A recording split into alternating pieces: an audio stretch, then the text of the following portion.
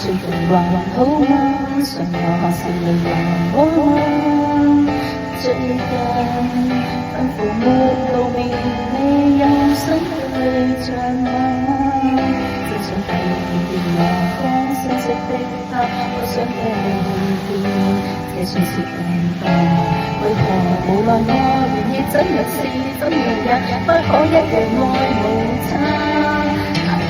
我沒走太耐，感覺都衝不回來時，再離開，曉得不自在，不懂得談戀愛，還是我太愛你，對過去太放不開，但就是情過太耐，失去對錯不能拖，一時也接完了，來再對話說再還愛，我對你的愛難怪跟誰也再沒法戀愛。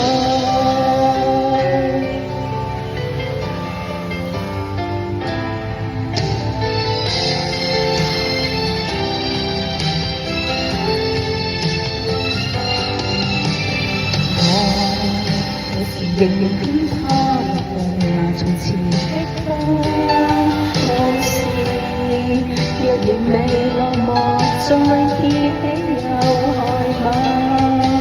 不想聽你認我剛識好的他，我想聽你意見，這算是病吧？為何無論我願意怎樣是怎樣也沒你自己戀上他？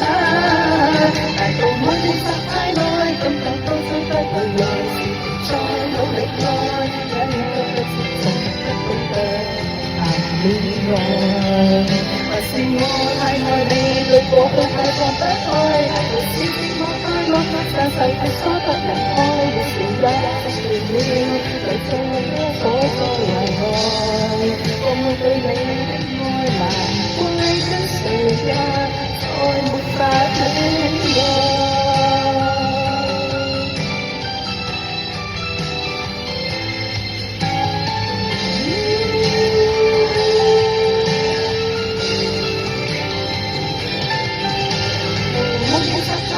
感覺都追不回來時，再努力愛，也顯得不自在，顯得要自己愛。常沒有證實過，對這樣也應該，但對事情